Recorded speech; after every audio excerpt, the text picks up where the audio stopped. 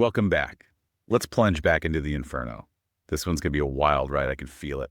We're picking up in Canto XVIII, and I'm just going to dive right in and read the first few lines. There is a place in hell called Malebolge, wholly of stone and of an iron hue, as is the circling wall that it encloses. Those opening lines, they're so evocative. Right away with that word Malebolge, literally evil ditches.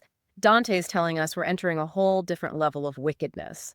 And that description, the iron-colored stone, it's more than just a visual, don't you think? Oh, absolutely. It's like this heavy, oppressive feeling. Remember, we just left the seventh circle, all that violence. Well, now we're going deeper into the eighth circle where they punish fraud. And that iron imagery, it's like Dante saying, these sinners, their hearts are hardened, their capacity for deception, it's ingrained, So it's not just sins of passion anymore. It's like calculated, cold. And the structure of Malebolge, even that reinforces this idea of like cold, calculated evil. It's so meticulously organized, divided into 10 ditches, concentric ditches, each one for a different category of fraudster. I'm picturing this huge circular amphitheater carved out of this dark iron-colored stone with these deep ditches radiating out. It's kind of terrifying, like how efficient it is. And in Canto XVIII, Dante and Virgil, they descend into the first two of these ditches. So who are we meeting first? What unlucky souls are down there? Well, first up in the first ditch, we've got the panderers and the seducers, and their punishment. It's brutal. They have to march naked in opposite directions, constantly whipped by these horned demons. Intense, but I guess it kind of fits, right? They manipulated people, used them, so now they're the ones being driven and controlled. Exactly. That constant movement, it reflects how they live their lives, right? Always restless, chasing pleasure, never satisfied. Dante picks out a couple of individuals in this chaotic scene, right? Venedico Caccianemico, wasn't he some kind of nobleman? He was, from Bologna. And his story is pretty awful. To gain political favor, he prostituted his own sister. Dante uses him to point out the corruption that was all over Bologna back then. That's just, I can't even. What kind of ambition would make someone do that? That's what the Inferno does, right? Forces you to look at the worst of humanity. And it's not just about individual failings either. Dante's using these sinners to critique the society they were a part of. So it's a commentary on morality, both individual and like, the bigger social context. I'm seeing how much depth there is to these punishments. And Dante, he doesn't just focus on contemporary figures like Venedico, he brings in classical mythology too. Jason, the Argonaut. It's interesting how Dante recasts him, not a hero anymore, but a manipulator who used women and then abandoned them. Exactly. Pairing Jason with Venedico, Dante shows how timeless these sins are. Seduction, betrayal, manipulation. They're human failings, not limited to any time or place. It's like he's creating a dialogue, past and present, showing how these sins echo through history. It's really powerful stuff. And then we move on to the second ditch, and that's where things get, well, let's just say Dante's language gets even more intense, more visceral. Oh, this is where the flatterers are, right? And their punishment. Precisely. They're immersed in excrement, and Dante doesn't hold back on the details. It's all about showing the filthiness of their words, how insincere and false they were. Like their words are literally polluting everything. They're drowning in their own deception. That's a great way to put it. And Dante picks out another specific example, Alessio in Termine from Lucca. He was known for his flattery, and now he's stuck in this literal cesspool complaining about it. It's kind of funny, though, isn't it? In all this grotesque imagery, there's this dark humor, the way they whine and bicker. Even in hell, they can't stop trying to manipulate each other. Old habits die hard, I guess. And then Dante ends the canto with a reference to Thais, a harlot from classical literature, famous for her manipulative flattery. It's like he's saying, this is nothing new, folks. This sin has been around forever, and it's still just as dangerous. And just in these first two ditches, we've gone from this manipulative pursuit of pleasure to the manipulative power of words. Dante's really emphasizing how insidious these sins are. Maybe not as violent as what we saw in the previous circles, but just as destructive in their own way.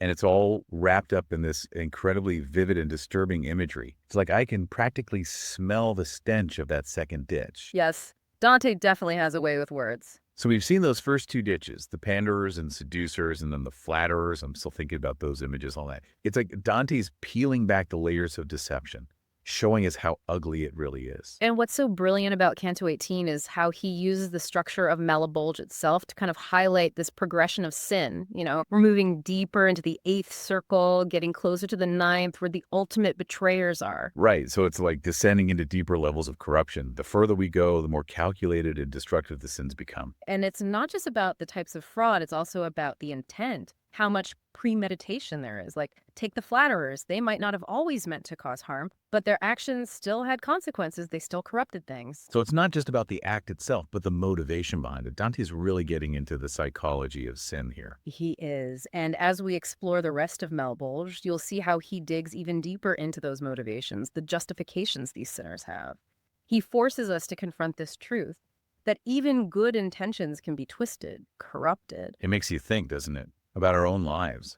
How often do we justify our actions, even when we know deep down we're not being totally honest with ourselves or others? I think that's one of the reasons why Inferno is still so relevant even today. It's not just a story about hell. It's like this mirror held up to human nature, showing us our own capacity for deception, for self-deception. You mentioned the structure of Malebolge, how that's important. Can you talk about that a bit more?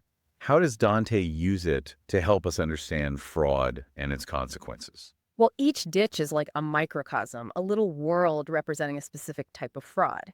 And the punishments, they're designed to fit the crime in a way that's symbolic, but also really unsettling. Can you give us some examples? Without giving too much away, of course. For example, we'll see hypocrites forced to wear these heavy lead robes, symbolizing the burden of their false piety, And then there are the simonists, the people who bought and sold sacred things. They're buried upside down, with their feet burning in flames. Their values are completely inverted. Those are powerful images. It's like Dante is using those physical punishments to make their inner corruption visible. And you'll notice this as we go through the ditches. The punishments often involve isolation, separation. It's like Dante is showing how fraud, in the end, isolates us from real human connection. By choosing to deceive others, we end up cutting ourselves off from real relationships, trapped in a web of our own making. Precisely. And that isolation, that feeling of being trapped, it's a key part of how Dante understands hell. It's not just physical torture, it's spiritual and emotional torment as well. Okay, I'm getting a clearer picture of how Dante's building this vision of hell, so intricate and terrifying. But beyond the punishments, the imagery, what are some of the big themes we should be looking for as we explore Malebolge? One big one is the perversion of language. We saw it with the flatterers, but it keeps coming up throughout Malebolge. So you're saying Dante's concerned with how words can be used to manipulate and deceive. Think about it. Fraud, at its core, is about twisting reality, and language is a powerful tool for that. Dante's showing us how words can be twisted, how they can be used to create false narratives, to stir up trouble, and ultimately to break down trust. It's like a commentary on propaganda, how easily people can be swayed by language. And that's so relevant today with all the misinformation and online echo chambers. Dante's Inferno reminds us to be critical thinkers, to question what we're being told, and to be wary of those who use language as a weapon. So it's not just about understanding the sins of the past. It's about recognizing those same sins in our own time. A call to be vigilant, to be aware of how we might be deceived, and to be authentic in how we use language ourselves. Precisely. And that leads to another key theme. The importance of authenticity, of living a life that's true to our values. It's a journey that takes constant self-reflection and a willingness to face our own failings. It sounds like Dante's saying that real freedom comes from rejecting those temptations to deceive and manipulate, even when they seem like the easy way out. That's a great insight.